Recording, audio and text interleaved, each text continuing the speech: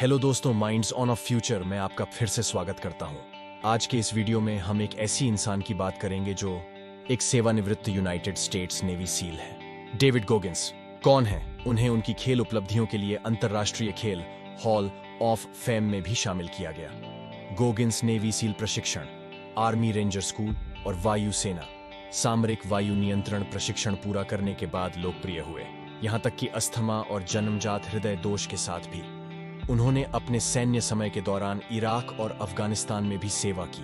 अब तक उन्होंने अल्ट्रा ट्रायथलॉन सहित 60 से अधिक अल्ट्रा मैराथन पूरे किए हैं, रिकॉर्ड बनाए हैं और ज्यादातर शीर्ष 5 में स्थान हासिल किया है।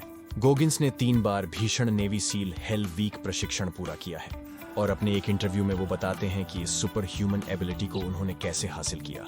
1 दशक पहले भी गोगिंस ने 24 घंटे में पुलअप करने का गिनीज वर्ल्ड रिकॉर्ड तोड़ा था। उन्होंने सिर्फ 17 घंटे और 16 मिनट में 4030 पुलअप किए। गोगिंस कहते हैं कि आपका दिमाग दुनिया का सबसे शक्तिशाली हथियार है। एक बार जब आप अपना फोन और कंप्यूटर और आजकल हमारे पास मौजूद हर चीज को दूर रख देते हैं तो ये बहुत बढ़िया होता है। हम अप टू डेट हैं और आप जानते हैं, लेकिन जब आप डिप्रेशन से गुजर रहे होते हैं, जब आप मुश्किल समय से गुजर रहे होते हैं, आप मौत से गुजर रहे होते हैं, तो असल जिंदगी में आपका दिमाग ही एकमात्र चीज होती है जो आपकी होती है। आप असल जिंदगी को गूगल नहीं कर सकते, आप इसमें अकेले होते हैं। हो सकता है कि आप किसी मनोचिकित्सक के पास जा रहे हो सकता है कि आप किसी सबसे अच्छे दोस्त के पास जा रहे हो, लेकिन दिन के 24 घंटे ऐसे होते हैं जब आप इस मस्तिष्क में अकेले होते हैं और आपका मस्तिष्क आपसे हर तरह से बात कर रहा होता है और ये आपको नियंत्रित करना चाहता है और आपको इन अलग अलग जेबों में खींचना चाहता है। यदि आप अपने मस्तिष्क को नियंत्रित नहीं करते हैं और आपका मस्तिष्क आपको नियंत्रित करता है, तो आपको अपने मस्तिष्क को बताना होगा कि आप कहां जाना चाहते हैं और कैसे जाना चाहते हैं और वहां कैसे पहुंचना है। आपको इसे नियंत्रित करना होगा। यदि आप नहीं कर सकते तो यह खत्म है। मेरे लिए जो भी उपलब्ध था वह ठीक था। मैं यह काम कैसे कर सकता हूं? और उस समय मैं केवल कड़ी मेहनत करना जानता था। कुछ भी हासिल करने का यही एकमात्र तरीका है। मैंने उन दिनों बस यही सुना था, आपको कड़ी मेहनत करनी होगी, आपको कड़ी मेहनत करनी होगी। मुझे समझ में नहीं आता कैसे। मुझे यह पैराग्राफ समझ में नहीं आया। मुझे याद नहीं है कि सेना में शामिल होने के लिए, इस परीक्षा को पास करने के लिए इस पैराग्राफ में क्या लिखा है। ठीक है, खैर मैं नहीं कर सकता। मुझे बस इसे लिखना है और फिर से लिखना है और फिर से लिखना है। और अंदाजा लगाइए कि मुझे क्या मिला। मुझे समझ आ गया, मैं तैर नहीं सकता। मैं नेगेटिवली बॉयंट हूं, यानी डूबता हूं। फिर से वापस जाओ, मैं तैर नहीं सकता। फिर से वापस जाओ, फिर से वापस जाओ, फिर से वापस जाओ। मुझे समझ आ गया। मुझे एहसास हुआ कि अगर मैं तब तक वापस जाता रहूं और वापस जाता रहूं और वापस जाता रहूं जब तक कि आपका दिमाग ये सोचना और कहना शुरू न कर दे। हम इसका पता लगाने जा रहे हैं क्योंकि वह रुकने वाला नहीं है। ऐसा नहीं है कि मैं एक बार और कोशिश करने जा रहा हूं। नहीं, मैं करने जा रहा हूं। ये बस लंबी घड़ी की तरह है। बूप, हम वापस जा रहे हैं। मैं ठीक से पढ़ नहीं सकता। हम वापस जा रहे हैं। मैंने अपने मन में खुद को कोई रास्ता नहीं दिया। मुझे एहसास हुआ कि मेरे दिमाग और शरीर ने कहा ठीक है, हम अब अनुकूलन करने और काबू पाने जा रहे हैं। जैसे बहुत से लोग कहते हैं कि वे कड़ी मेहनत कर रहे हैं। वे मेरा झूठा यार। और वे लोग जो आपको बू करते हैं, अरे यार ये लोग झूठ बोल रहे हैं, इसके पीछे कोई सच्चाई नहीं है। जब मैं नौसेना में था तब भी लोग प्रशिक्षण ले रहे थे और मुझसे पूछते, आप 18 महीने तक वहां कैसे रहे? कार्यक्रम केवल 6 महीने का है। आप 1 साल में 3 नरक गुजार लिए। किसी ने कभी ऐसा नहीं किया है। आपने ऐसा कैसे किया? मैंने नए मानदंड के बारे में बात की। जब मैं $60 महीने की जगह पर रहता था और मैं बड़ा हो रहा था, मुझे उस जिंदगी से प्यार था। मैं यह जानता था, यह मेरा आदर्श था। एक बार जब हम उस जगह से बाहर चले गए तो हम $226 महीने की जगह पर चले गए। मैं ऐसा था और मैं कभी भी उस छोटे से बकवास स्थान पर वापस नहीं जाना चाहता। लेकिन अगर आप उस $7 महीने की जगह पर वापस जाते हैं और आपको पता चलता है कि मैं यहीं रहता हूं, तो मेरे पास बस यही है। आपका दिमाग कहता है, रोजर दैट, यह घर है। इसलिए जब मैं नौसेना में जा रहा था तब भी 18 महीने तक प्रशिक्षण ले रहा था और बार बार सभी कठिन हिस्सों में वापस जा रहा था। मैंने पहली बार के बाद खुद से कहा, मुझे पता था कि यह एक लंबी यात्रा होने जा रही है। मेरा शरीर टूट रहा था, यह बस ऐसे ही चल रहा था। मैंने कहा, तुम्हें पता है क्या, यह मेरा नया आदर्श है। तो मेरे दिमाग ने कहा, यह काम पर जाने जैसा है। जैसे आप काम पर जाते हैं, आप अपना सूट टाई पहनते हैं। मैं हर दिन पीड़ा में जाता हूं। हर दिन पीड़ित होना, टूटना, मेरे पैरों पर डक्ट टेप लगाना, स्ट्रेच फ्रैक्चर, शिन स्प्लिट्स, टूटना, ये मेरा नया आदर्श है। और आपका दिमाग कहता है अगर हम टूटे नहीं हैं तो ये सामान्य नहीं है, हमें टूटना ही है। तो फिर आपका दिमाग सख्त और सख्त होने लगता है और अधिक कैल्शियम लेता है। आप टूटे हुए पैरों पर कैसे दौड़े? टूटी हुई पिंडलियां। मेरा मन जानता था कि हम इसी तरह काम करते हैं। हम नौसेना में हैं और अभी भी प्रशिक्षण ले रहे हैं। हम यही हैं। मैं नरक बन गया और ये मेरा नया आदर्श बन गया। मैंने खुद को बाहर निकलने का कोई रास्ता नहीं दिया।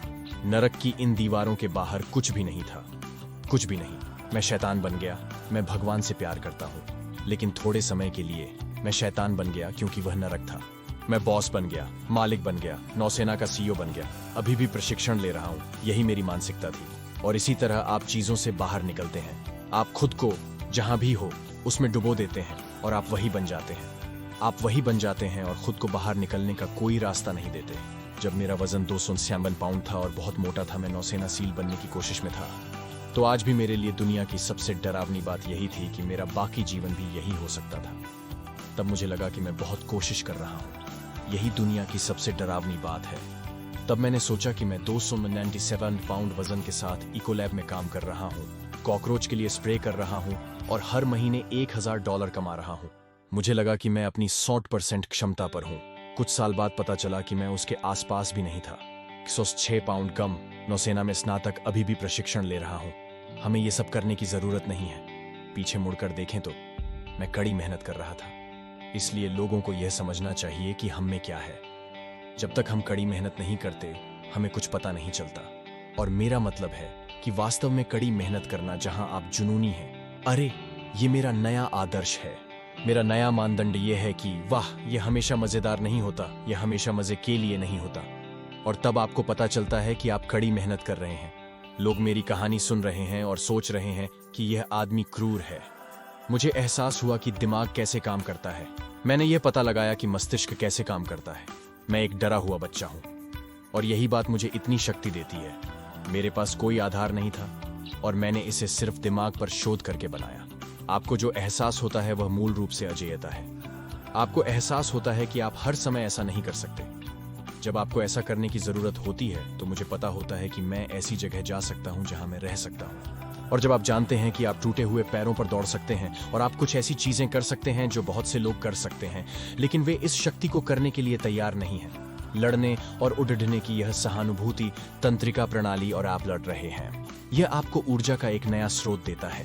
जब आप सुबह 3:44 बजे वहां बैठे होते हैं और आप डक्ट टेप से बंधे होते हैं और आपके पैर ऊपर होते हैं क्योंकि आप टूटे हुए होते हैं और आप इसे अकेले ही कर रहे होते हैं और आप यकीनन दुनिया की सबसे कठिन ट्रेनिंग में से एक से गुजर रहे होते हैं और ये लोग उनमें से ज्यादातर स्वस्थ हैं और आप इससे टूटकर गुजर रहे हैं और आप पहले से ही एक नुकसान में थे, लेकिन आप अभी भी वहां हैं। आप उसमें से बहुत ज्यादा शक्ति प्राप्त कर सकते हैं और उसका उपयोग कर सकते हैं। लेकिन अगर आप इसे देखें तो मैं टूट चुका हूं यार, जैसे कि मैं इसे पूरा नहीं कर सकता। लेकिन अगर आप इसे एक इंसान की तरह देखें तो मैं टूट चुका हूं और मैं अभी भी यहां हूं। अब मैं लड़ रहा हूं और मैं इससे बाहर निकलने का कोई रास्ता ढूंढने जा रहा हूं, क्योंकि मेरे पास जाने के लिए कोई और जगह नहीं है। ये आपको बहुत शक्ति देता है। जब चीजें बहुत बुरी होने लगती हैं, बहुत बुरी, तो मेरा दिमाग और बहुत से लोगों का दिमाग आपके पिता के पास नहीं जाता जो आपको पीट रहे हों। आपका दिमाग कहता है हम यहां से बाहर नहीं निकल सकते। ये दुखद है। इसीलिए जब आप पीड़ित होते हैं तो गुस्सा बहुत बार चला जाता है, क्योंकि आपका दिमाग कहता है हमें भागना है, हमें जाना है। इसीलिए वह गुस्सा यह कहते हुए नहीं उभरता कि ओह मैं उन्हें दिखाने जा रहा हूं, मैं उन लोगों को दिखाना चाहता हूं।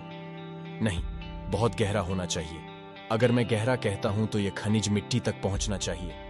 खनिज मिट्टी, उस अच्छी खनिज मिट्टी तक पहुंचनी चाहिए जहां कुछ भी जल नहीं सकता। आप मिट्टी नहीं जला सकते। तो यह उस निचले स्तर पर होना चाहिए जो वास्तव में आपके अंदर कुछ ऐसा है जो आपकी आत्मा के मूल में है। लेकिन आप इसे तब तक नहीं पा सकते जब तक आप जीवन में जो बनना चाहते हैं उसके साथ बहुत समय नहीं बिताते। मैं इसे आप तक नहीं पहुंचा सकता। आप इससे किसी तक नहीं पहुंचा सकते जब आप जीवन में अपना सच्चा जुनून पाते हैं। क्या मैं अपने लिए भावुक हूं जब मैं बस उसमें रहना चाहता हूं? मैं नेवी सील को आर्मी राउंड उपहार देता हूं। मैं अपने देश की सेवा करना चाहता हूं। मुझे परवाह है। मैं ऐसा व्यक्ति बनना चाहता हूं जिस पर मुझे गर्व हो। मैं खुद को आईने में देखना चाहता हूं क्योंकि मैं बहुत निराश था। मैं उस जवाबदेही आईने के बारे में बात करता हूं। मैं हर दिन जो कुछ देखता था उससे बहुत निराश था। मैं चाहता था कि हर कोई डेविड गोगिंस से प्यार करे, और बहुत से लोग करते थे। मैं खुद से प्यार नहीं करता था, लेकिन मैं जानता था कि हम में से बहुत से लोग पहले शांति पाना चाहते थे। इसलिए लोग कहते हैं, यार तुम हमेशा इस दुख और दर्द के बारे में बात करते हो कि मैं अभी शांति में हूं क्योंकि मैं इससे गुजरा हूं। तुम पहले शांति नहीं पा सकते। अगर तुम पा लेते हो मेरी क्रिसमस, तुम्हें और शक्ति मिले, तुम्हें और शक्ति मिले। मुझे खुद को खोजने के विपरीत छोर पर शांति मिली, और कोई भी व्यक्ति वास्तव में परीक्षणों, क्लेशों, पीड़ा, जवाबदेही से गुजरे बिना खुद को नहीं पा सकता। और जवाबदेही ही पीड़ा है। हर दिन अपने लिए, अपने आसपास के लोगों के लिए सही काम करने के लिए जवाबदेह होना कठिन है। तो आप जानते हैं, छोटी छोटी बातों के लिए भी। डेविड गोगिंस की मानसिकता को अपने जीवन में लागू करने के लिए इन चरणों पर विचार करें। अपने लक्ष्यों की कल्पना करें, स्पष्ट रूप से परिभाषित करें कि आप क्या हासिल करना चाहते हैं, और उन्हें प्राप्त करने की अपनी क्षमता पर विश्वास करें। अपने डर का सामना करें, चुनौतियों का सामना करें, और उन चीजों का सामना करें जो आपको डराती हैं। अपने कंफर्ट जोन से बाहर निकलें। नियमित रूप से खुद को आगे बढ़ाने के लिए अपनी सामान्य सीमाओं से परे धकेलें। सकारात्मकता बनाए रखें, सकारात्मक दृष्टिकोण रखें, और बाधाओं के बावजूद कभी हार न मानें। याद रखें, ये असुविधा को गले लगाने, चुनौतियों को स्वीकार करने और आंतरिक शक्ति बनाने के लिए लचीलापन बढ़ाने के बारे में है। छोटी शुरुआत करें, कंसिस्टेंट बने रहें, और धीरे धीरे अपनी चुनौतियों की इंटेंसिटी बढ़ाएं। Please like, share and subscribe the video. Until next time, be powerful!